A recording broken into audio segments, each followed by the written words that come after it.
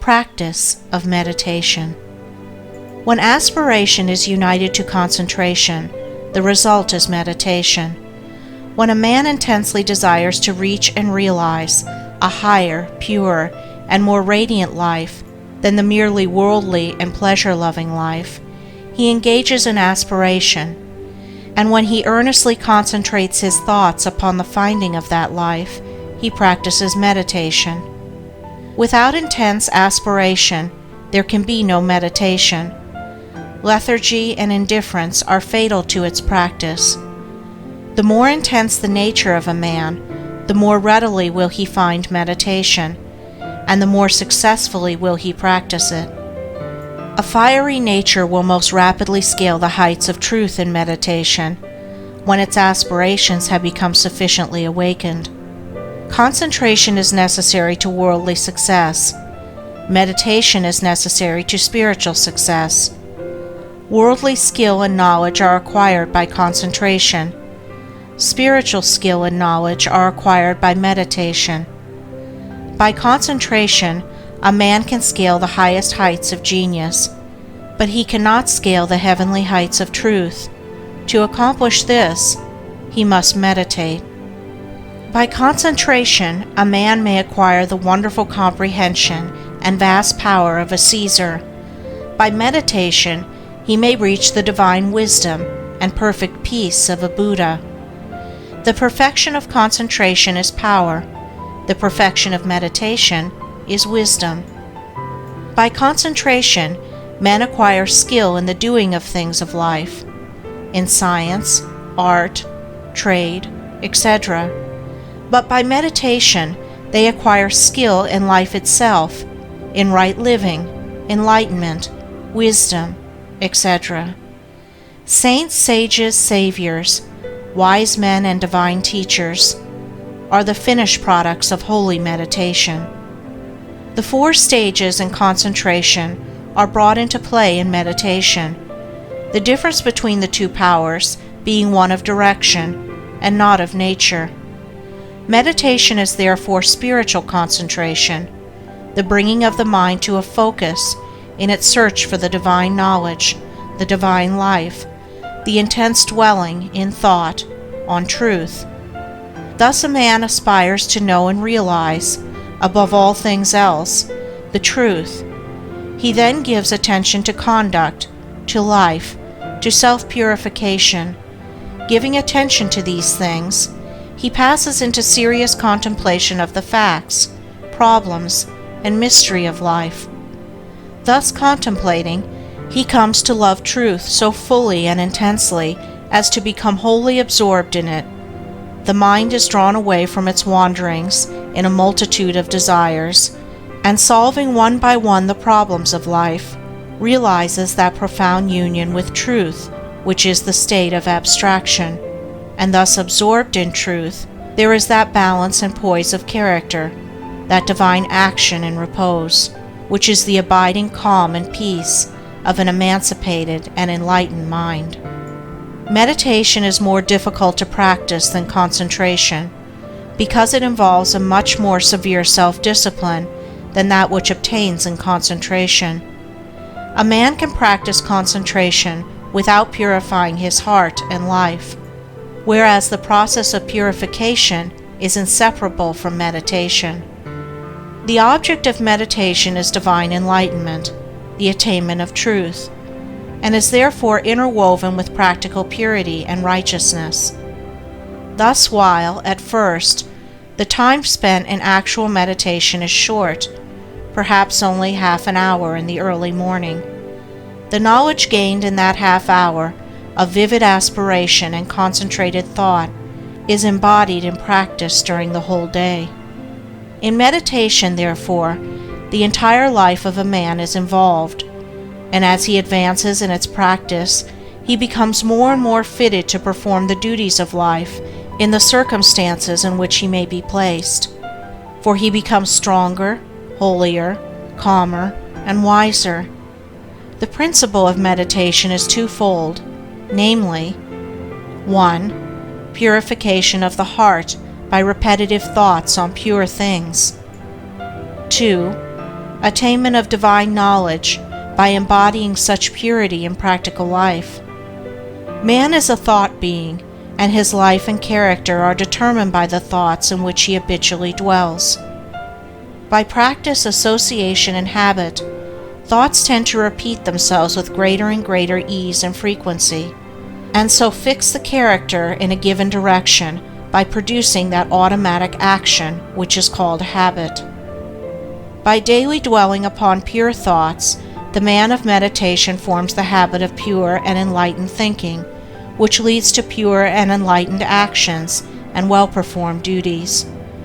By the ceaseless repetition of pure thoughts, he at last becomes one with those thoughts, and is a purified being, manifesting his attainment in pure actions, in a serene and wise life. The majority of men live in a series of conflicting desires, passions, emotions, and speculations, and there are restlessness, uncertainty, and sorrow. But when a man begins to train his mind in meditation, he gradually gains control over this inward conflict by bringing his thoughts to a focus upon a central principle. In this way, the old habits of impure and erroneous thought and action are broken up, and the new habits of pure and enlightened thought and action are formed. The man becomes more and more reconciled to truth, and there is increasing harmony and insight, a growing perfection and peace. A powerful and lofty aspiration towards truth is always accompanied with a keen sense of the sorrow and brevity and mystery of life, and until this condition of mind is reached, meditation is impossible. Merely musing, or whiling away the time in idle dreaming, habits to which the word meditation is frequently applied, are very far removed from meditation in the lofty spiritual sense which we attach to that condition. It is easy to mistake reverie for meditation. This is a fatal error which must be avoided by one striving to meditate. The two must not be confounded. Reverie is a loose dreaming into which a man falls. Meditation is a strong, purposeful thinking into which a man rises. Reverie is easy and pleasurable. Meditation is at first difficult and irksome. Reverie thrives in indolence and luxury. Meditation arises from strenuousness and discipline. Reverie is first alluring, then sensuous, and then sensual. Meditation is first forbidding, then profitable, and then peaceful. Reverie is dangerous. It undermines self-control. Meditation is protective. It establishes self-control. There are certain signs by which one can know whether he is engaging in reverie or meditation. The indications of reverie are: 1. A desire to avoid exertion. 2. A desire to experience the pleasures of dreaming. 3. An increasing distaste for one's worldly duties. 4. A desire to shirk one's worldly responsibilities. 5. Fear of consequences. 6. A wish to get money with as little effort as possible. 7. Lack of self-control. The indications of meditation are: 1. Increase of both physical and mental energy. 2. A strenuous striving after wisdom. 3. A decrease of irksomeness in the performance of duty. 4. A fixed determination to faithfully fulfill all worldly responsibilities. 5. Freedom from fear. 6. Indifference to riches. 7. Possession of self-control. There are certain times, places, and conditions in and under which it is impossible to meditate, others wherein it is difficult to meditate, and others wherein meditation is rendered more accessible, and these, which should be known and carefully observed, are as follows: times, places, and conditions in which meditation is impossible. 1. At or immediately after meals. 2. In places of pleasure. 3. In crowded places. 4. While walking rapidly. 5. While lying in bed in the morning. 6. While smoking. 7. While lying on a couch or bed for physical or mental relaxation. Times, places, and conditions in which meditation is difficult. 1. At night. 2.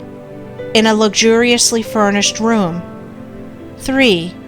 While sitting on a soft, yielding seat. 4. While wearing gay clothing. 5. When in company. 6.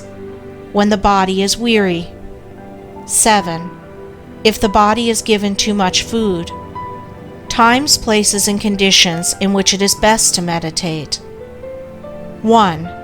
Very early in the morning. 2. Immediately before meals. 3. In solitude. 4. In the open air or in a plainly furnished room. 5. While sitting on a hard seat. 6. When the body is strong and vigorous. 7. When the body is modestly and plainly clothed. It will be seen by the foregoing instructions that ease, luxury, and indulgence, which induce reverie, render meditation difficult, and when strongly pronounced, make it impossible, while strenuousness, discipline, and self-denial, which dispel reverie, make meditation comparatively easy. The body too should be neither overfed nor starved, neither in rags nor flauntingly clothed. It should not be tired, but should be at its highest point of energy and strength, as the holding of the mind to a concentrated train of subtle and lofty thought requires a high degree of both physical and mental energy. Aspiration can often best be aroused and the mind renewed in meditation by the mental repetition of a lofty precept, a beautiful sentence or verse of poetry. Indeed, the mind that is ready for meditation will instinctively adopt this principle. Mere mechanical repetition is worthless, and even a hindrance. The words repeated must be so applicable to one's own condition that they are dwelt upon lovingly and with concentrated devotion. In this way, aspiration and concentration harmoniously combine to produce, without undue strain, the state of meditation.